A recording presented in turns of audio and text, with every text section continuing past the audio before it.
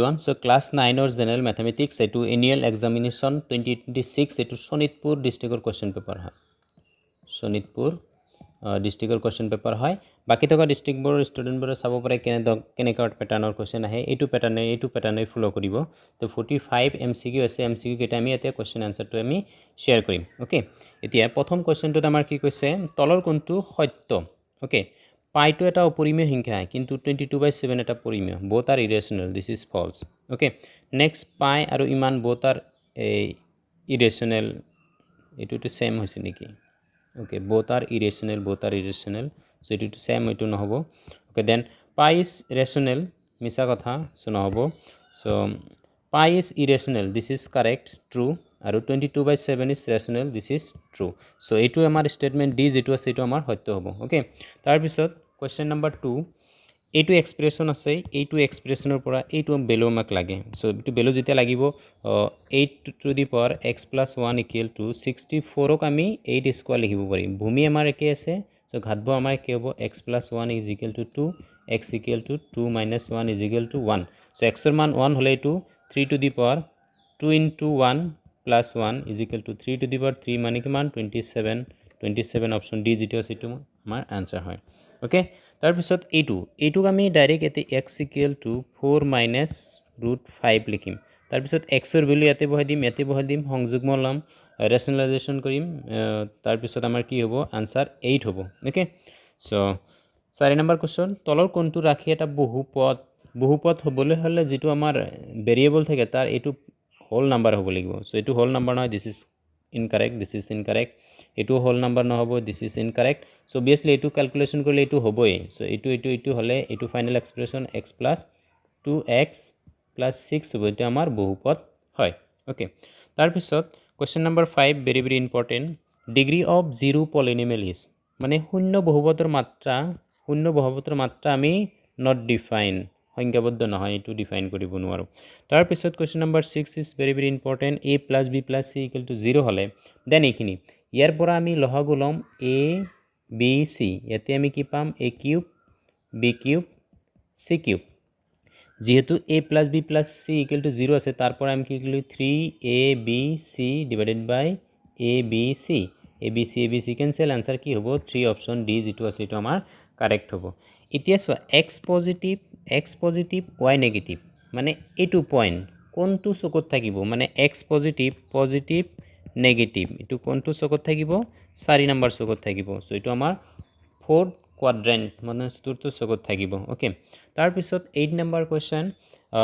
এই বিন্দুটো y অক্ষৰ পৰা কিমান দূৰত্বত x দূৰত্বত y অক্ষৰ পৰা x কিমান আছে -7 কিন্তু দূৰত্বটো -7 হ'ব নোৱাৰে সেই কাৰণে 7 ইউনিট একক দূৰত্বত আছে y অক্ষৰ পৰা তাৰ পিছত কোৱেশ্চন নম্বৰ 9 এই তিনিটা বিন্দুৰে গঠন হোৱা ত্ৰিভুজৰ কালি লাগে সো এনেকুৱা যেতিয়া এটা বিন্দু 0 0 থাকিব তাৰ মানে মূলবিন্দু আমি এনেকে বহাম সো এটো সাপোজ মূলবিন্দু 0,0 এর এটা 0,6 আছে মানে ইফালে থাকিব 0,6 আর ইফালে থাকিব 8,0 অর্থাৎ ত্রিভুজ তেনেকুৱা হ'ব সো হাফ ইনটু ভূমি ইনটু উন্নতি কৰি দিম সো হাফ ইনটু ভূমি মানে কিমান 8 উন্নতি মানে কিমান 6 সো 8 ক 2 দেখলে 4 into 6 24 square unit is my answer okay so অলপমান ফাস্ট কৈছো একো নাই ফাস্ট যাবই লাগিব যেটো মানে জাস্ট খালি आंसर কেটা শেয়ার কৰিব লাগিছিল অলপমান এক্সপ্লেইন কৰি দিলে ভাল ওকে নেক্সট কোৱেশ্চন টু সোৱা এটো আমাৰ x এটো আমাৰ y এটো সমীকৰণত বহলে এৰ মানটো আমাৰ উলাব লাগে x এর মান কিমান 4 এর মান নাই সরি x এর মান 4 y এর মান কিমান 19 x এর মান 4a + 3 সো 4a = 19 এর পৰা 3 গলে কিমান হ'ব 16 a = আমাৰ কিমান হ'ব 4 হ'ব অপচন যেটো বি আছে এটো আমাৰ কাৰেক্ট হয় x অক্ষৰ বিন্দুত ছেদ কৰে x অক্ষত ছেদ কৰে মানে কি x, 0 y 0 হোৱাৰ লগে লগে এটো আমাৰ 0 হৈ যাব 0 হোৱাৰ লগে লগে 2x = 4 তাৰ মানে x =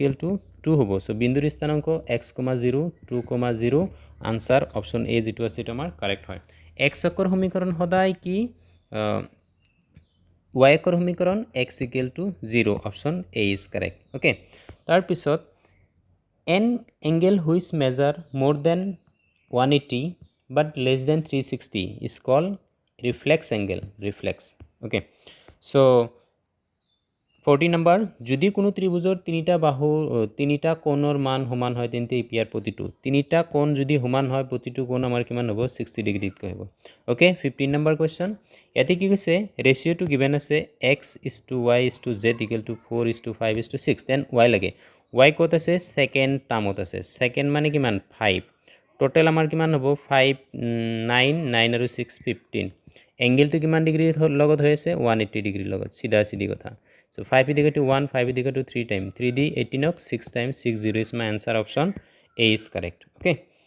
So 16 number question. তলৰ কোণটো ত্ৰিভুজৰ সৰ্বসমতাৰ শৰ্ত নহয় অপশ্যন যেটো A আছে এটো কাৰেক্ট হয় তাৰ পিছত যেহেতু সৰ্বসম আছে ওকে সো কনগ্ৰুয়েন্ট আছে তো p কোণ ইকুয়াল টু e কোণ হ'ব সো e কোণ ইকুয়াল টু p কোণ obviously হ'ব okay then 80 number questioner option A is correct 90 number questioner চতুৰ্ভুজৰ কোণ কেইটাৰ অনুপাত ইমান দিয়া আছে আটাইতকৈ সৰু লাগে মানে 3x 4x 5x এনেকৈ হলে x ৰ মান আমি কি পাম 20 পাম 20 পালে 3 into 20 60 is my answer option B is correct 20 এটা সমান্তৰিকৰ সন্নিহিত কোণ দুটা সমদ্বিখণ্ড উৎপন্ন কৰা কোণটো কি হ'ব উৎপন্ন কৰা কোণটো 90 ডিগ্ৰী হ'ব ওকে তাৰ পিছত যদি এটা ৰম্বাসৰ কৰ্ণ বৰে পৰস্পৰ 18 cm আৰু 20 cm হয় তেন্তে ইয়াৰ প্ৰতিটো বাহুৰ দৈৰ্ঘ্য কিমান হ'ব 15 cm option B is correct okay 22 number question যদি চতুৰ্ভুজৰ মধ্যবিন্দু বিলাক একাধিক ক্ৰমে সংযোগ কৰা হয় তেন্তে চতুৰ্ভুজটো কি হ'ব প্যাৰালেলগ্ৰাম সমান্তৰিক হ'ব ওকে সো এইবোৰ কমন কোৱেশ্চন হয় সো 23 এটা ত্ৰিভুজৰ আৰু এটা সমান্তৰিক এটা ত্ৰিভুজ আৰু এটা সমান্তৰিক একে ভূমি আৰু একে সমান্তৰালৰ মাজত আছে হিয়তৰ সমান্তৰিক ত্রিভুজ আর সমান্তরিকর কালির অনুপাত লাগে সো 1:2 হব option B is correct ABCD কি কৈছে এবিসিডি যথাক্রমে সমান্তরিক পি কিউ আর মধ্যবিন্দু যদি পি কিউ আর ইমান হয় তেন্তে এবিসিডি কি হব আধা হব অপশন যেটো বি আছে এটো কারেক্ট হব 25 নম্বৰ কোৱেশ্চন এটো ত্ৰিভুজৰ কালি মধ্যবিন্দু সংযোগ কৰিলে ত্ৰিভুজৰ কালি অৰিজিনাল আছিল 24 এইটো এনেকে হব এই ত্ৰিভুজৰ কালি 4 ভাগৰ 1 ভাগ অপশন বি যেটো আছে এটো কাৰেক্ট বৃত্তৰ বৃহত্তম জেডালক বেগ বুলি কয় ডায়ামিটাৰ বুলি ক'ব 27 একে ৰেখে নোহোৱা তিনিটা বিন্দুৰ মাজেদি অংকন কৰিব পৰা বৃত্তৰ সংখ্যা আমাৰ 1 এটাই হ'ব এটা বৃত্তৰ ব্যাসাৰ্ধ ইমান কেন্দ্ৰৰ পৰা 8 cm দৈৰ্ঘ্যৰ জেডালৰ লম্ব দূৰত্ব হ'ব 2√5 ওকে দেন এইটো কোৱেশ্চন 29 নম্বৰ কোৱেশ্চনৰ answer option D is correct 30 number question সমবাহু ত্ৰিভুজৰ প্ৰতিটোৰ বাহুৰ যোগ কিমান হলে ত্ৰিভুজৰ কালি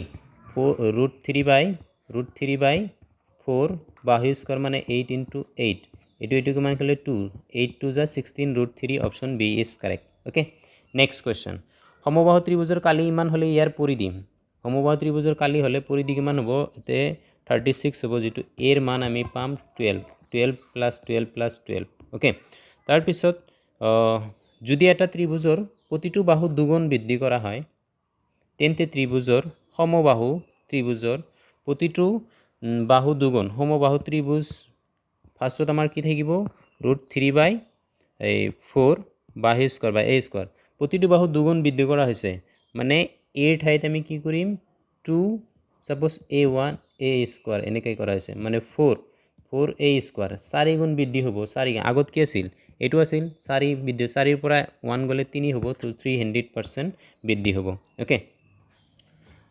এটা ত্ৰিভুজৰ বাহুৰ দৈৰ্ঘ্য ইমান মানে এ বি সি সো হিৰণৰ সূত্ৰ প্ৰয়োগ কৰিলে 96 ইজ মাই আনসাৰ হ'ব 34 গণক এটাৰ মুঠ পৃষ্ঠকালি ইমান গণকটোৰ আয়তন 64 ওকে